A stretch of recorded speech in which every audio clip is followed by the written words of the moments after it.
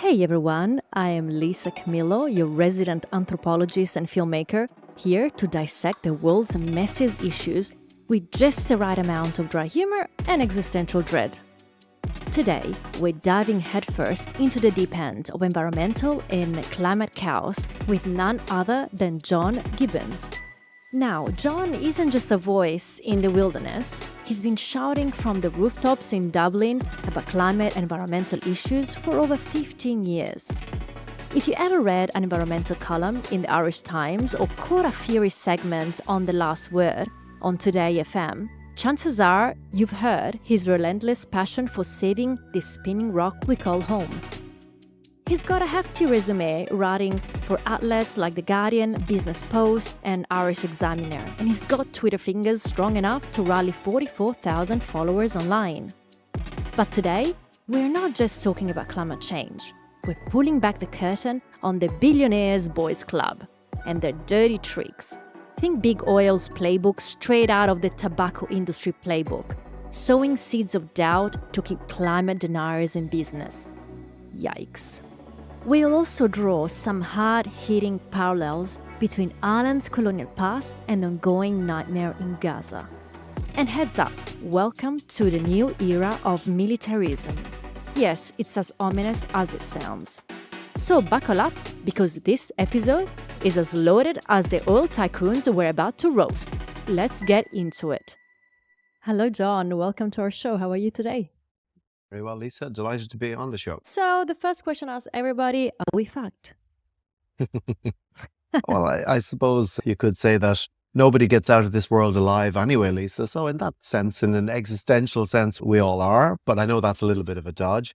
Yeah, the way I describe it is we're in a tight corner, and we've kind of painted ourselves into that corner, and the corner is getting smaller and smaller. So I think for people of my generation, we've certainly overly contributed to this crisis. And for the next generation, unfortunately, they're overly enduring the consequences of a lot of bad decisions that have been made, either consciously or unconsciously. From the boomers. Yeah, the boomers, if you like, and the tail end of the boomers over the last, really, I suppose, probably since the early 50s, going back to the start of the Great Acceleration. That period really has, I guess it's really where economics and economic expansion, that whole philosophy became an ideology. And from that ideology flowed the concept of the infinite world, that the world was sort of a quarry that we could simply dig resources out of endlessly and dump them someplace. But it turns out, number one, that we've found the bottom of the quarry, and number two, that when you dump all these resources at the other end, they end up someplace. So when we say we're throwing stuff away, on a circular planet, there really is no away. So basically, we're getting consumed by the impacts of our own success. Maybe that's the best way of putting it. Yeah, that's a nice way. So what do you think is the worst thing? What is the number one obstacle to doing something about it? Because obviously there is something that it's stopping us from acting right now. I think there's all kinds of things. And again, there's all kinds of we's.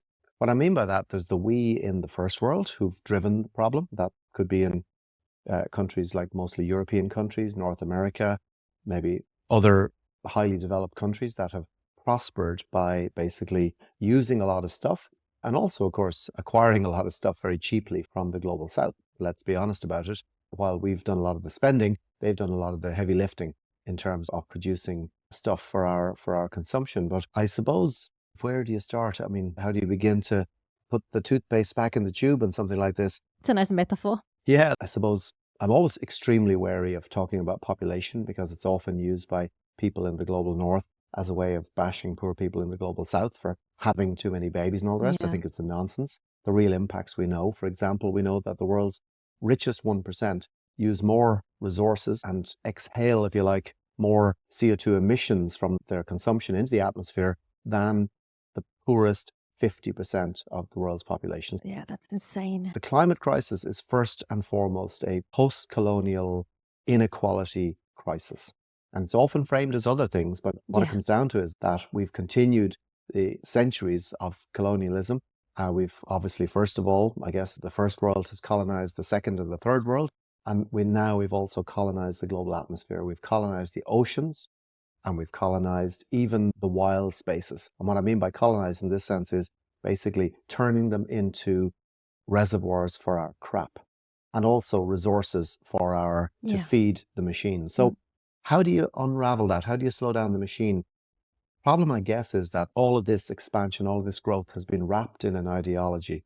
This is your neoliberal ideology, which says that growth, constant growth, is not only normal, but desirable. In fact, any economy that isn't growing is said to be in recession. And if a government can't deliver growth, well, then they get kicked out, right? So we're in this dilemma that we've got to grow our economy faster and faster in order to stand still.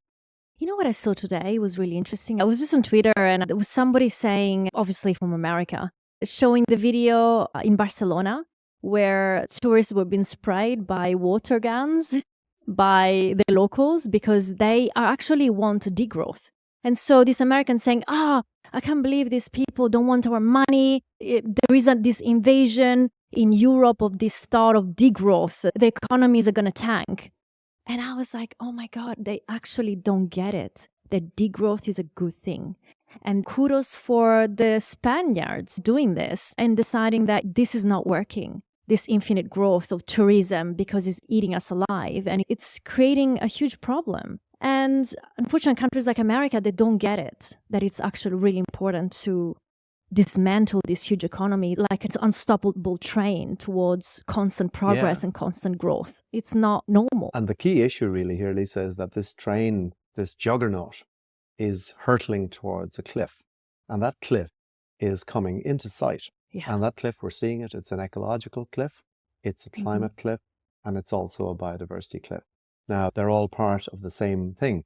But we're in the situation where our life support systems, and they're sometimes called the 9 planetary boundaries. These have been looked at by the Stockholm Institute.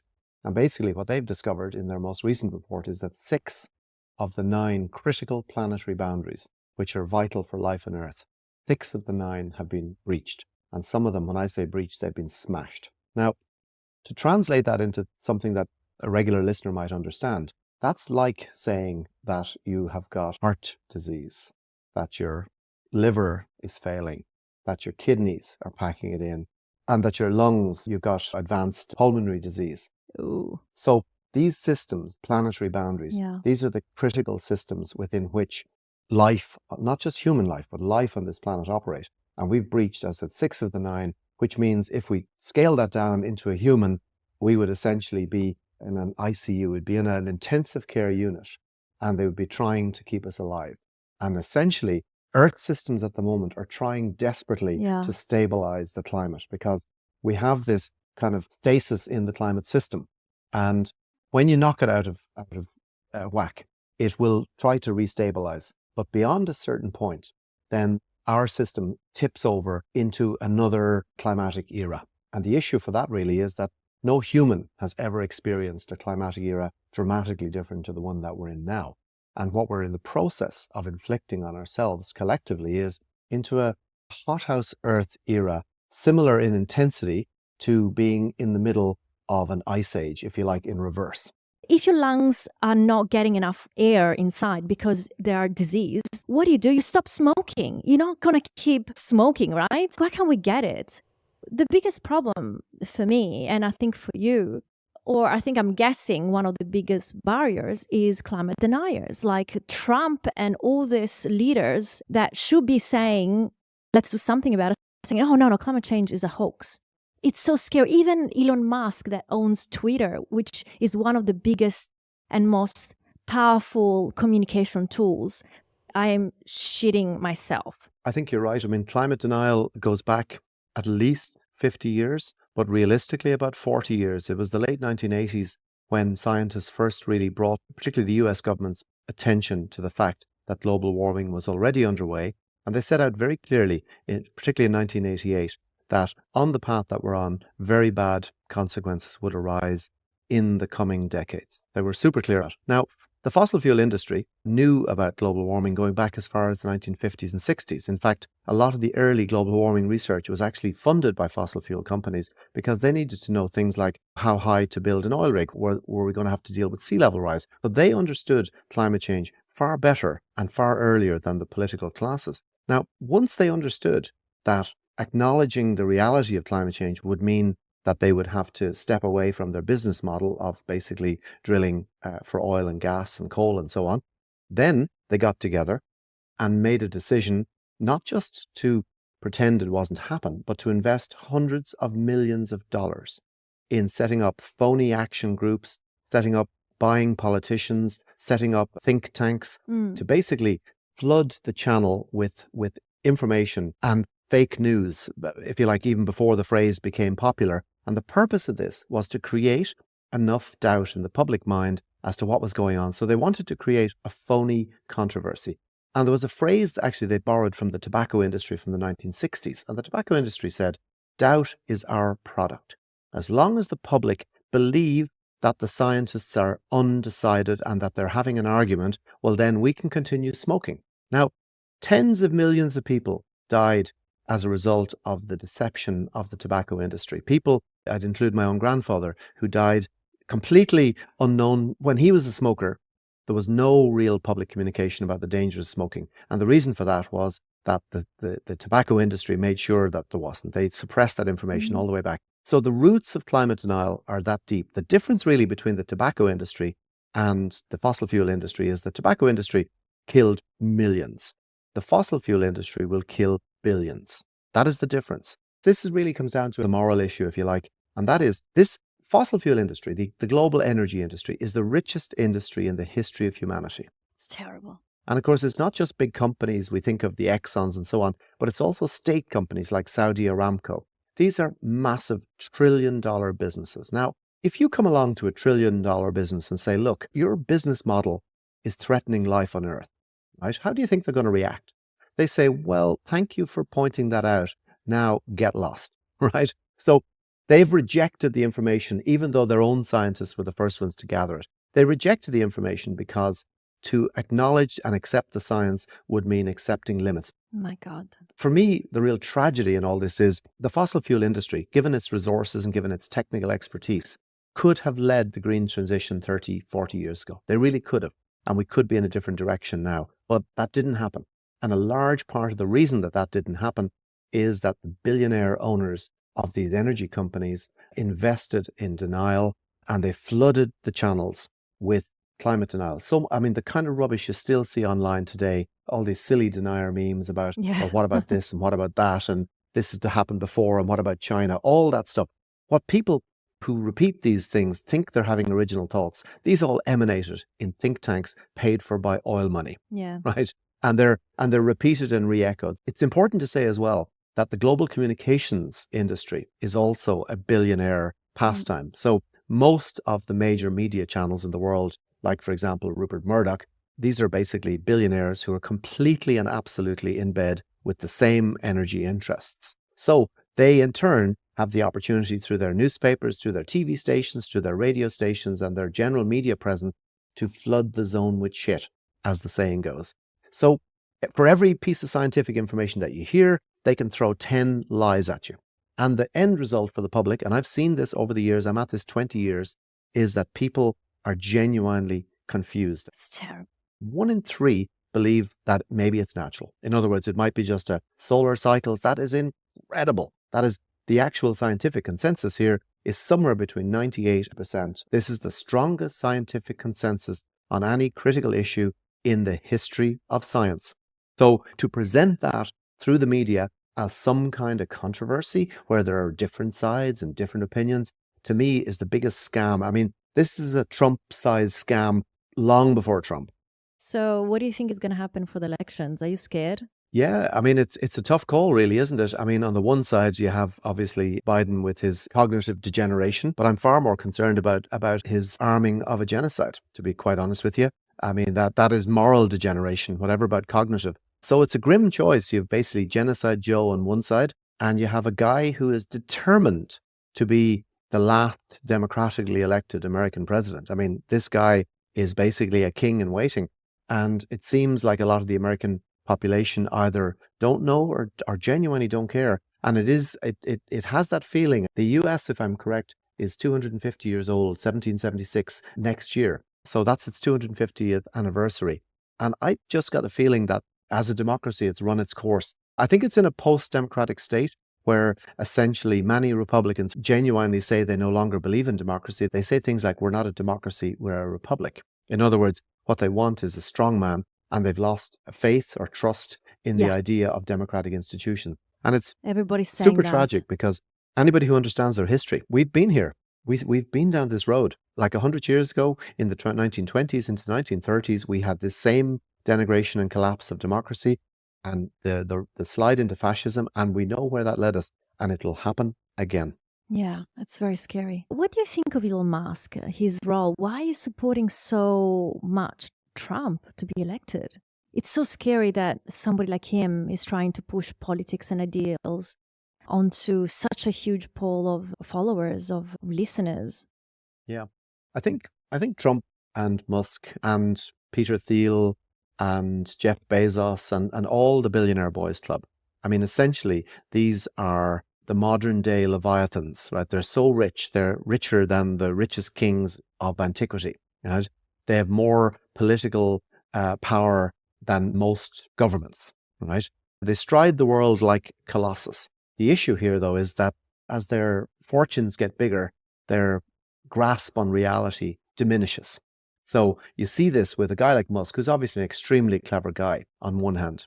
On the other hand, he's revealing himself to be, I guess, extremely limited, and also to be, I suppose, as infected with ideology as anybody else. And I think the key thing here is you can be as smart as you like, but the question is, if you're a slave to a particular ideology, right? Well, then you can simply put your intellect in the service of that ideology. And that's what you see with these rich people. And their ideology, by the way, their cult is the cult of themselves. They're the gods that they worship and that the rest of us are supposed to kneel down before.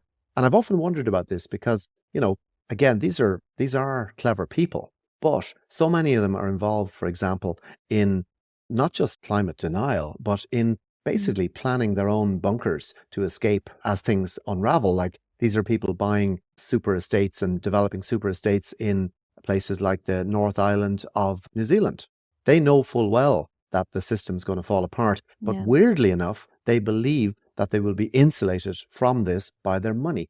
And I've often thought that the possession of gigantic amounts of money has a corrosive effect on the intellect. I think it's a very rare person who can become very rich and remain grounded and humble. Yeah. And also to understand their limits and their good fortune. And most, unfortunately, of these plutocrats, they fall in love essentially with themselves. They fall in love with the idea of themselves. And you see it time and time again, the sort of egocentric. And what happens with egocentric people, you see it with Trump as well.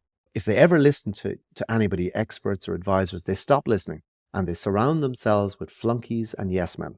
People who will tell them, boss, you are great. You're the one of the greatest figures in all of human history. And whatever you say, basically you shit gold, right? Whatever you say goes, you're an amazing figure.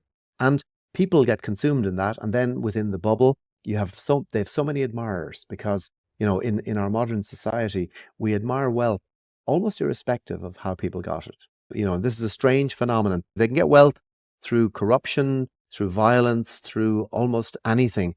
And rather than being appalled by that, people seem to be in thrall to just adoration of this wealth. And I think that, again, is the end product of 4 or 5 decades of neoliberal thought, which has basically poured out everywhere. And it has turned us humans from, I guess, citizens into just hollowed out consumers. And it's a shame because, you asked the question initially, how kind of more or less, how do we get here? How could we be in this situation and not know our way out? I think our ability to understand our situation has been fatally compromised.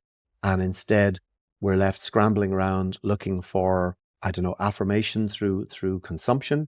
That's how we've been told, by the way, that important people consume heavily and less important people don't. And also we have the sort of might is right, that we have the rule of the wealthy. When we see that in conflicts around the world, what matters isn't the moral position. What matters is which powerful force is on what side of it. And I think that, again, is corroding I think it's been sometimes called the post-Second World War New World Order, where we were supposed to kind of start again and so on. But I think many people will tell you that that New World Order only really applied to the global north. It never extended to the global south.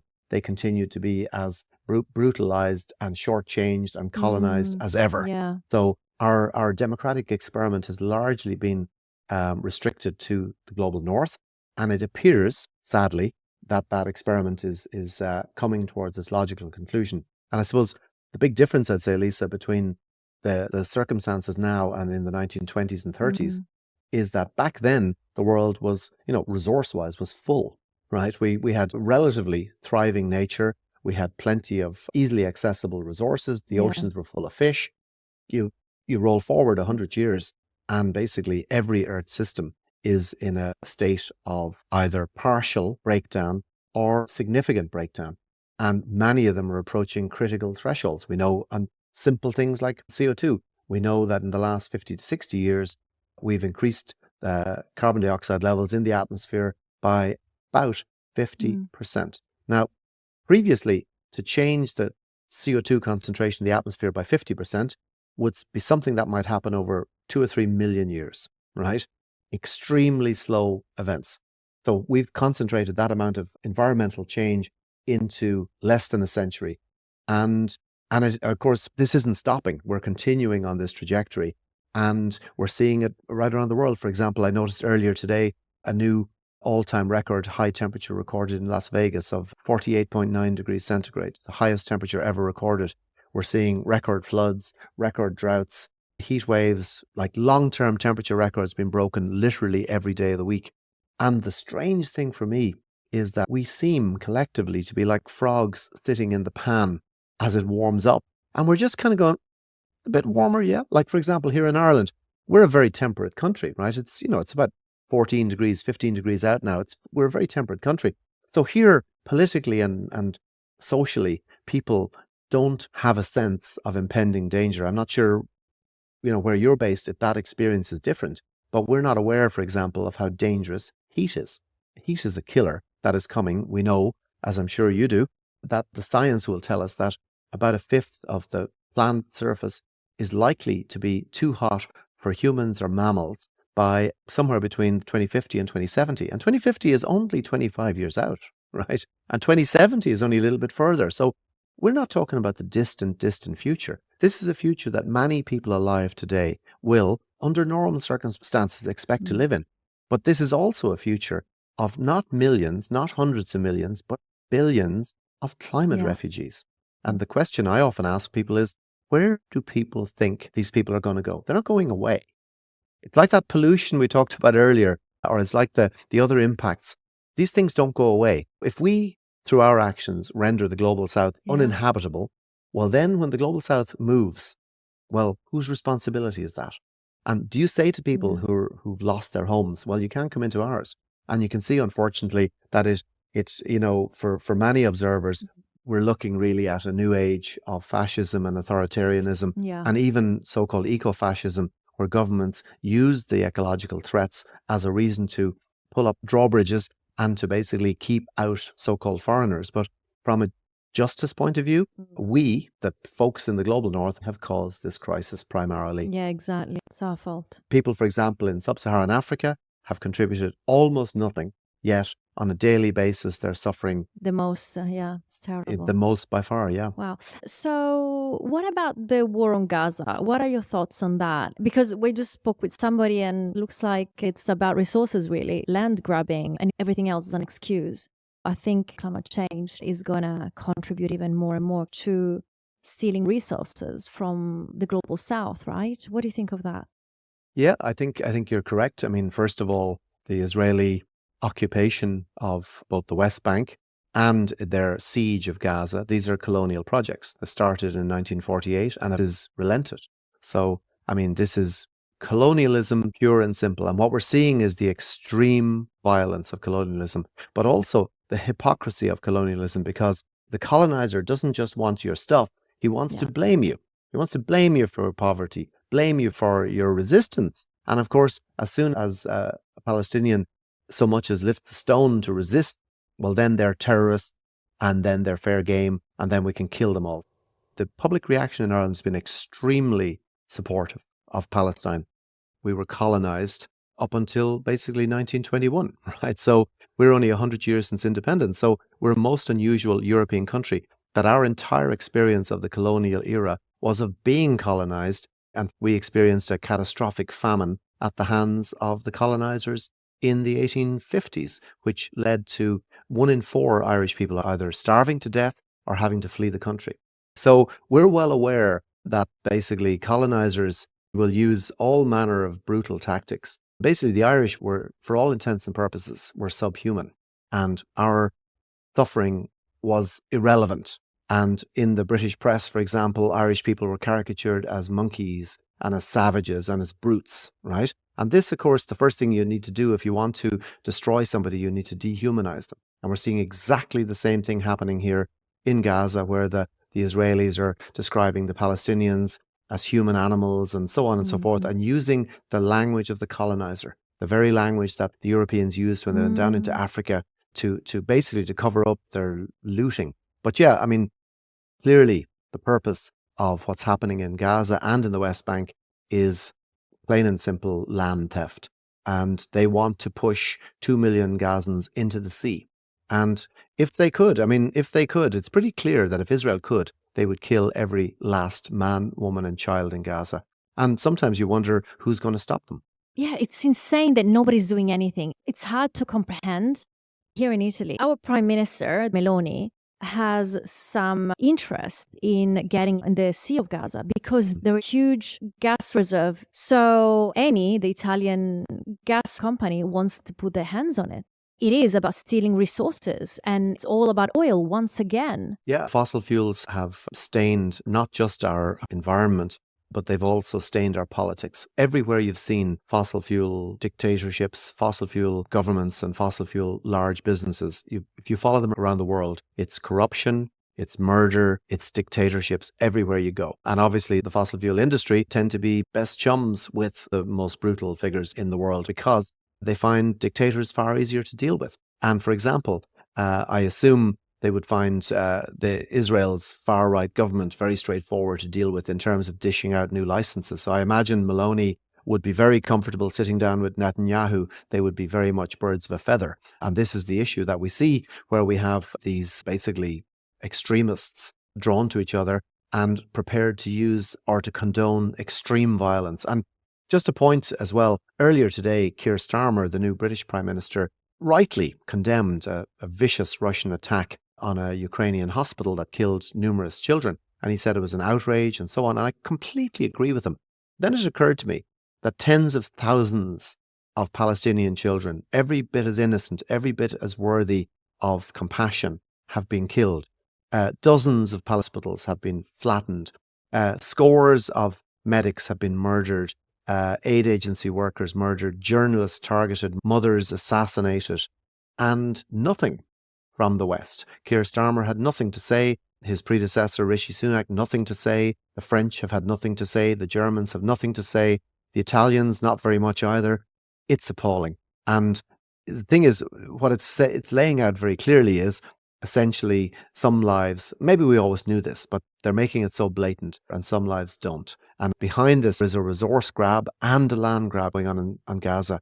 And also, I'm not sure that the Israelis intend stopping once they've seized full control of Israel. But they're looking into Lebanon, looking into some of their other neighbors. I wouldn't be a bit surprised if the Israeli project, which of course is the ultimate colonial project, bringing in mercenaries from, whether it's from Russia or from America, from all around the world, to become Israelis and to join the army and to basically go in pursuit of people's land. So I don't think the Israeli land grab is anything like over, by the way. I think clearing out Gaza and the West Bank, to my mind, is possibly the latest phase in a long-running campaign on their part. It's so scary, really. It is a human catastrophe, but it's also environmental, because wars so much, especially American guns contain depleted uranium and all these sorts of terrible things that stain the environment for centuries and centuries and continue to create genetical issues in people living in those areas for generations and generations. So I think it's also an environmental disaster what's happening. Yeah, if we cast our mind to the 1960s and early 70s, the Americans used a defoliant called Agent Oh, Orange. It was widely used. It was manufactured by one of the chemical companies called DuPont. And basically by mm, spraying it, and in the process of doing it, they created massive genetic injuries. Children are being born 50 years later with missing limbs, missing eyes. About one sixth or one seventh of the entire Vietnam is as a result of it. I've seen those photos. It's terrible. Yeah. Oh, I mean, it's a horrific. I think Naomi Klein called these areas what they call the sacrifice zones, where basically the first world goes to either fight or to extract resources and turns those places basically into Mm, hellholes. And we've seen that, for example, right across the Middle East, go all the way back to the illegal war of 2003. And if you look at how the dominoes have fallen across the Middle East since then, I mean, first of all, Iraq was smashed up. Then wow. Libya was, quote, liberated. See how that worked out. Then Syria collapsed. And what you have is a whole region on fire. Mm, And overlaying these political issues is the fact that the entire region is heating up ecologically. And many of these countries are approaching the mm, physical limits of tolerance for heat, not just for humans, but also for animals and also for crops. And, it's very likely that we're going to have, I mean, we saw, for example, in 2015, a couple of million Syrians, refugees fleeing out of Syria, ended up into Europe, and this created political mayhem. It probably helped to trigger the Brexit movement. It certainly gave Trumpism a boost in 2016. And that was the political consequences, the political reaction in Europe just to a couple of million refugees. Now, imagine, Lisa, taking that 2 million and making it 20 million, making it 200 million. And this is the problem. And I do think a lot of our political planners understand this, that we're heading into an era of militarism, where states are going to be defined in a militaristic way. And you see the rearmament of states. And of course, in Europe, where Russia has decided, in a sense, to follow the American model, which is to basically impose its will militarily on its neighbors. I mean, Russia has always been pretty good at that, but so has America. And of course, America takes that model all over the world and imposes its will either directly or indirectly as, I suppose, the de facto empire. And I think all of these countries, and as you say, there's huge impacts to do, like ecological, environmental impacts from the militarism. I mean, for example, we know that the US military, if it were a yeah. country, would be probably in the top 20 Mm, polluting countries in the world for carbon emissions, leaving aside the other damage, just in terms of the massive resources it's being consumed and depleted. And then you see areas, whether it's Ukraine or whether it's Gaza or whether it's South Sudan, the impacts of militarism is rendering areas incapable of supporting agriculture. And of course, we've seen the impacts in Ukraine of the Russian invasion, even beyond the land that they've grabbed. It's becoming difficult to farm other parts. That has an effect on global food supplies. It has an effect on the energy sector. All these pressures are building. yeah. Oh my God, it's very, very scary because even today, somebody sent me a message saying, Lisa, check this out because Meloni and all the Lega from the north, they are proposing a new law that basically is going to give so much power to police and is going to turn the whole Italy into a police state. Basically, if you are protesting and blocking a road, for example, you can get 5 years of jail. If you speak out against the government, you can get 25 years. Wow. So I'll be in jail. Just bring some oranges, please. It's so scary. Wow. I mean, that's pretty horrific. But that's the same route that Yeah. the Tories have followed over recent years. Like they've cracked down, for example, on climate protesters in the UK, and they have ordinary, peaceful dissent. And my question to people who support this is, how can we tell the difference between central London and central Moscow if in central London you engage in peaceful protests and hold up a sign and you get arrested or you get raided at 6 o'clock in the morning? So I find it incredibly worrying. And I think as well, we're going to see more and more climate protests, that's for sure. And what really worries me and concerns me is that government's response to climate protests is repression and violence. And we're seeing this time and time again. I mean, the extent, for example, to which the French and the German police were prepared to beat up their own citizens to prevent them from protesting against atrocities in Palestine is incredible. And this preparedness to use the violence of the state against your own, it's bad enough doing it to other people, but when you're also turning it on your own citizens, it suggests that our democracies are in a weak state. And I say that from a country where, touch wood, our democracy is held well, and we have a diversity of political opinion. We have quite a thriving democracy. But again, that's underpinned by economic success. If you take that away, then we see that very quickly. And then equally, that economic success in a lot of cases is built on unsustainable basis. This is really the point, Lisa, that if we tried degrowth, if we tried to steady state economy, then you trigger recession, you trigger depression, the markets collapse, and you're back to kind of square one. I think I opened by saying that we had painted ourselves into a corner, and I still believe that that's the case. We're basically checkmate, no?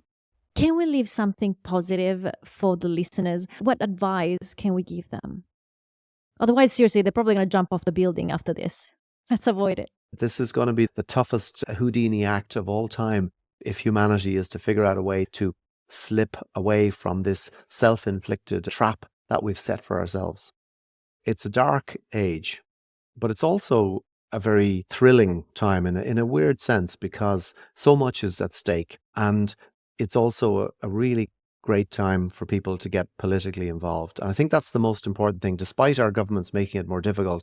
That's the most important thing for us, I believe, to do as individuals, is to get politically involved, to talk about it, to protest, to join marches, to take action, to contact our public representatives, to demand action and change, and to be honest about the emergencies, the convergent emergencies that we face. I completely understand, by the way, people, first of all, tuning out is a natural human reaction. I mean, for example, when we think about our own mortality, who wants to think about being dead someday? And even though we know it's going to happen, there's a part of our brain that sort of protects us from that reality by shutting it off. Now, that's probably a good thing, by the way, because we don't want to be too morbid. However, that same part of our brain is shutting off our response to this existential crisis and threat. And I think that's dangerous, because you see, we can do something about this. And the weird thing, and if I were to take you up on that more hopeful note, it would be this. An awful lot of the things that we need to at least slow down the climate crisis are things that would make the world a better place. For example, we need less inequality. We need less, actually we need zero fascism, but we need less fascism. We need more equality. We need more respect for minorities of all hue. And these are the things that make, by the way, for decent societies. And I've seen this in Ireland in my lifetime. We've gone from being a highly repressed, church-ridden, conservative society with lots of darkness and horrible happening to a much more open, liberal, progressive society. Positive change can happen. And it didn't happen, Lisa, by accident. It happened by activists putting themselves on the line, getting out there, taking on power and demanding change. Now, we're far from perfect, but I promise you, the Ireland that I'm living in now is a much better, more inclusive, more tolerant, more open country than the Ireland that I grew up in as a kid. Would be a very different place. So degradation is a choice. Failure is a choice. And I think if we fail to make a choice, well, then we're choosing to fail. And I think for me, in this dark time, to be an active citizen, just put away your consumption, put away your tribal identity, and think of yourself as an active citizen, one among billions. And what can I do? Where can I start? For me, a lot of it, obviously, as a media person, obviously talking about it, but also personally to keep your own mental health in good condition. I hang out with like-minded people where you can receive, I suppose, comfort and reassurance that you're not losing your marbles over this, because it is very frightening. It's very frightening information to have to deal with, very difficult information. So you need to sort of find your own group who understand issues on a similar way. Now, you need to be open, of course, to outside ideas and also to be guided by the science, because that for me is the thing that makes this very clear, is that I follow the science as best I can and make sure that we don't go too far from that. And if you do, the science is basically saying we're hitting limits, we're smashing through limits, we need to hit the brakes, we need to reverse back, whether it's steady state economy, and we need to sort of wake up from the fairy tales that we've been telling ourselves and one another about infinite growth and about that we can all have everything forever. We can't. We've overshot. And any species that overshoots, basically nature will pull us into balance. And I would rather that we pulled ourselves into balance, Lisa, than leaving the job to nature, because nature is quite brutal. And every species in the history of this planet that has fallen into overshoot has been dispatched. So let's be the thinking species that recognizes our dilemma and takes action to change course. And the question is, are we smart enough to save ourselves? I'm not sure. Let's hope so. Let's hope so. Let's hope. I'm not sure either. But thank you so much, John. You've been great. And it's been very illuminating, this conversation, and a little bit sad, but great. My pleasure entirely, Lisa. And I think we've got to keep talking. I think that's the key thing here. There's so much to be discussed. And I think keeping the dialogue open. And also, despite what you might think, I am and remain defiantly optimistic. I think we have to be. I think the situation is actually too serious for pessimism. All right, folks, that's a wrap on today's deep dive into the murky waters of climate denial and dirty tricks of the Billionaires Boys Club. Massive thanks to John Gibbons for joining us and for proving once again that the Irish don't just have the gift of the gab, but also a knack for cutting through the bullshit. If you want to keep up with John's sharp takes, check out his work at climatechange.ie and his blog over at thinkorswim.ie. Trust me, it's like a pint of Guinness for your brain. Dark, rich, and packed with substance. Remember, this podcast is brought to you by Against the Tide Films, where we tackle the world's toughest questions, usually while muttering "are we fucked" under our breath. Now, before you go dreaming of Irish green hills, make sure you subscribe, rate the show, and set a reminder to tune in every Wednesday for a fresh episode. And hey, if you're feeling generous, why not help us keep the lights on? You can make a donation by PayPal or grab one of our snazzy t-shirts. Links are in the episode description. Every bit helps, and it'll keep us fueled on caffeine and just enough optimism to do this all over again next week. By the way, did you know that Are We Fucked is proudly all women-led and fully powered by the sun? That's right, we're running entirely on solar energy, making every episode not just a step towards environmental awareness, but also a testament to sustainable practices. Thank you for tuning in, Climate Warriors. Until next time, stay informed, stay engaged, stay green like the Irish, and keep fighting the good fight. This is Lisa Camillo signing off. Take care, and remember, the future is ours to shape.